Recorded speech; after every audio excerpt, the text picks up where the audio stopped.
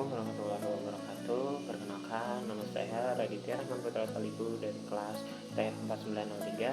Saya memiliki NIM bernomor 10104250036. Pada kesempatan kali ini, saya akan mempresentasikan tugas UTS dari Prodi Agama Islam yang akan membahas tentang suatu studi kasus di mana ada dilema seorang arsitek muda.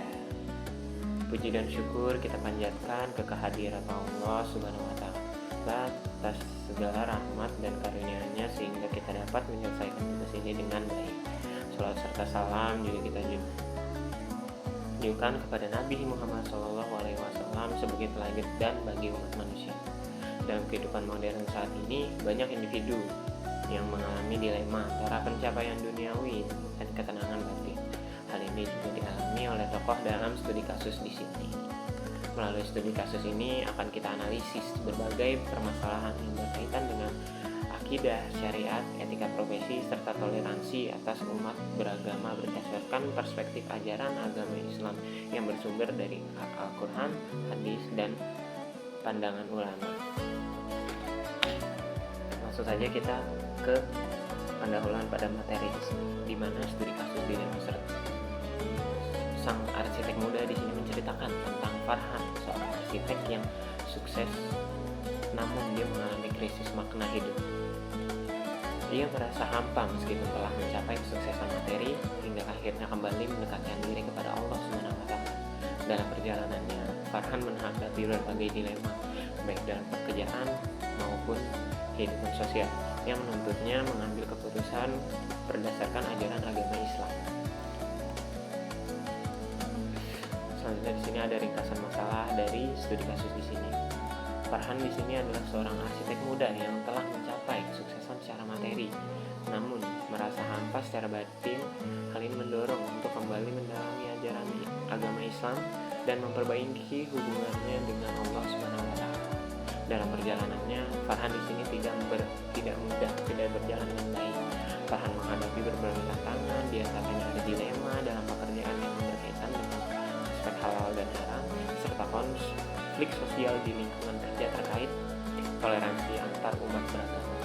Situasi ini menuntut Farhan untuk mengambil keputusan berdasarkan nilai-nilai Islam dengan mempertimbangkan aspek akidah, syariat, dan etika sosial. Di sini ada berbagai macam permasalahan yang kita temukan. Ada 5 permasalahan. Yang pertama di sini krisis identitas dan kehampaan spiritual. Di sini Farhan merasa hidupnya tidak memiliki makna meskipun telah mencapai kesuksesan dalam bidang materi. Selanjutnya ada proses penguatan akidah. Farhan memulai kembali keyakinannya terhadap Allah Subhanahu wa Ta'ala dan menjalankan ibadahnya. Lalu ada dilema etika dalam profesi. Farhan dihadapkan pada pekerjaan yang meragukan secara hukum Islam. Di sini nomor 4 ada penentuan hukum dan dalam agama Islam. Farhan mencari dasar hukum melalui Al-Quran, hadis, dan ijtihad ulama. Konflik. Selanjutnya ada konflik toleransi antar umat beragama. Terjadi perbedaan terhadap pendapat antar staf terkait penggunaan ruang ibadah. Selanjutnya di sini ada pembahasan dari masalah pertama yang dimana krisis identitas dan kehampaan spiritual. Kehampaan yang dialami Farhan di sini menunjukkan bahwa orientasi hidup yang hanya berfokus pada materi tidak mampu memberikan ketenangan batin dalam Islam. Ketenangan batin dalam Islam, manusia diciptakan dengan tujuan utama untuk beribadah kepada Allah Subhanahu wa Ta'ala. Ketika tujuan ini diabaikan, maka akan muncul rasa kosong, gelisah, dan kehilangan arti hidup. Hal-hal tersebut pun disebutkan di dalam Al-Quran yang berada pada Quran Surat Az-Zariyat ayat 56 yang memiliki arti, "Aku tidak menciptakan jin dan manusia melainkan untuk beribadah kepadaku." Selanjutnya dari Quran Surat Al-A'raf ayat 28, "Dan ingatlah, hanya dengan mengingat Allah hati akan menjadi tenang." Dari kedua surat tersebut dapat kita simpulkan bahwa ketenangan hati sejati bukan berasal dari harta atau jabatan, tetapi dari kedekatan diri kita terhadap Allah Subhanahu wa Ta'ala. Kehampaan yang dialami oleh Farhan ini disebabkan karena dia tidak dekat dengan Allah Subhanahu wa Ta'ala. Oleh karena itu krisis yang dialami Farhan membuat Farhan ingin kembali ke jalan Allah Subhanahu wa Ta'ala. Selanjutnya pada permasalahan kedua, yaitu proses penguatan akidah. Perubahan Farhan yang memulai menjalankan sholat dan bersedekah menunjukkan proses penguatan akidah. Dalam Islam, iman tidak hanya berupa keyakinan dalam hati, tetapi juga harus dibuktikan dengan amal perbuatan. Semakin kuat iman seseorang, maka semakin baik pula perilakunya. Dan hal tersebut juga tentu disebutkan di dalam Al-Quran, serta ada hadisnya, yang dimana di sini disebutkan dalam Quran surat Al-Baqarah ayat 21, "Wahai manusia, sembahlah Tuhanmu yang telah menciptakanmu." Dan hadis riwayat Bukhari yang berbunyi, iman itu bertambah, bukan berkurang. Dari kedua hal tersebut kita dapatkan bahwa akidah yang kuat akan membentuk pribadi yang taat, disiplin dalam ibadah, dan peduli terhadap sesama, seperti yang ditunjukkan oleh Farhan melalui perubahan sikapnya. Selanjutnya di sini ada dilema pada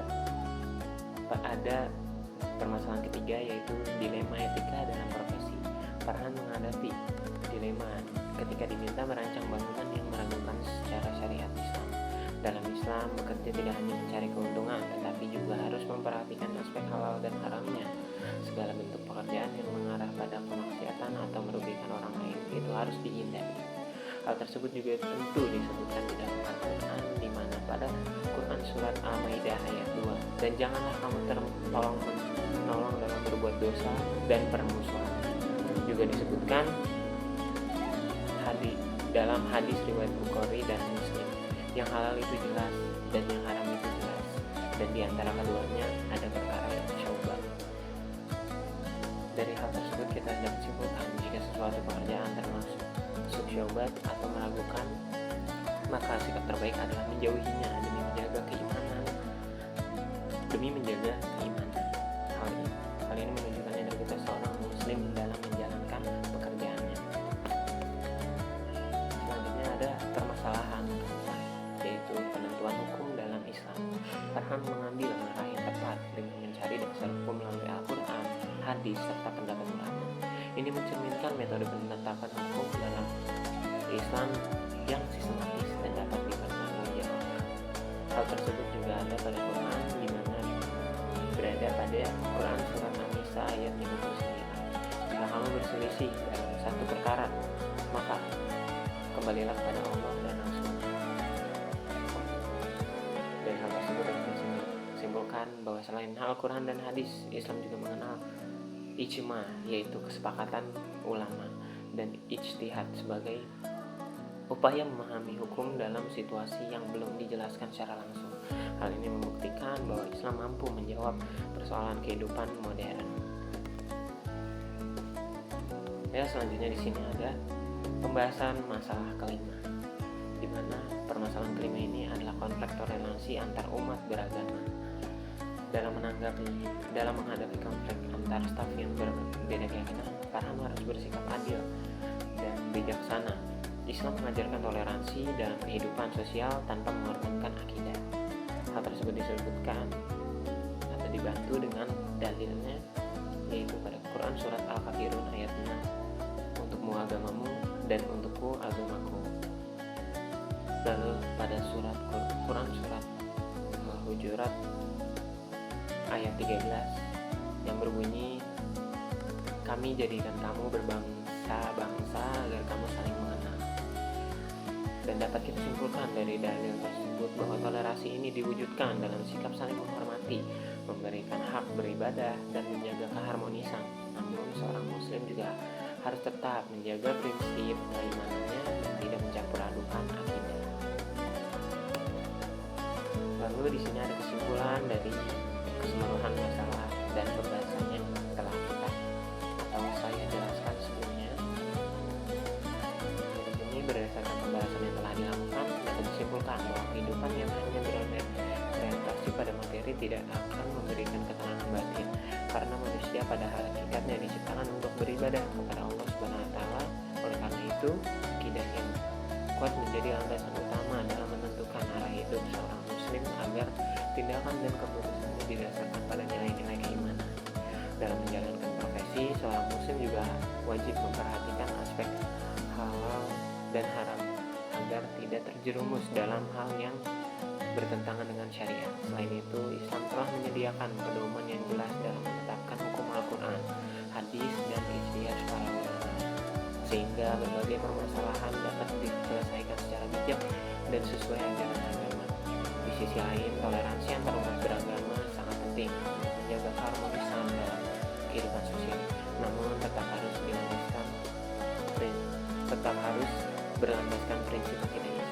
Dengan demikian, seorang muslim harus dituntut untuk mampu menyeimbangkan antara kehidupan dunia dan akhirat serta menjadikan ajaran Islam sebagai pedoman dalam setiap aspek kehidupan. Ya, semuanya sekian presentasi dari saya, Raditya Rahmi Putra Salibu. Bila ada kurang dan lebihnya, mohon maaf, atau ada salah kata yang telah saya sebutkan sebelumnya, saya meminta maaf. Wassalamualaikum warahmatullahi wabarakatuh.